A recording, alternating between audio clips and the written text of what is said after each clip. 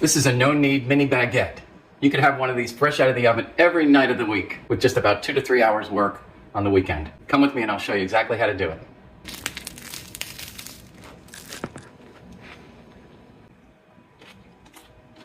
Really good.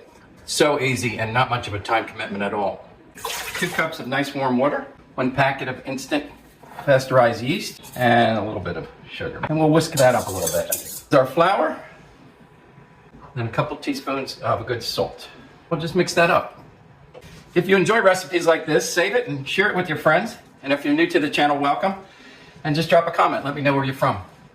This is a wet, sticky dough. It should look like that when it's done. As long as you don't see any more flour, it's properly combined. Now, because we're going to do another batch, I'm going to speed things along by putting this on a little heating blanket.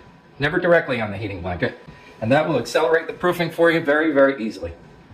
I have 2 batches in there proofing now, and here's the first one. This one's ready to go. And we're just going to use a scraper to release the edges a bit. There it is. I released it on a nice, healthy dose of flour. I don't measure it. You just use what you need. At this point, we're just going to shape it up a bit. That's all I ever call it. You turn this blob into something that you can cut and work with. That looks good to me. I'm going to cut that in half. And then in half again. That gives you 4 roughly equal pieces. Then I'm just going to take these and do a gentle twist on both sides, just like that. Not make them too long because I'm putting them across the tray this time. And I'll show you what that looks like when they roll in. And then our last one. This is what they look like. I did them across the pan this time. Okay, I have 1 batch in the oven. The other batch is sitting here resting under a tea towel. And we're going to take that. We're going to check them at 12 minutes this time because we don't want them to be fully cooked, but they should be firm. They're not done yet, but for today, they're done. We got to make sure that they're completely cooled before we freeze them.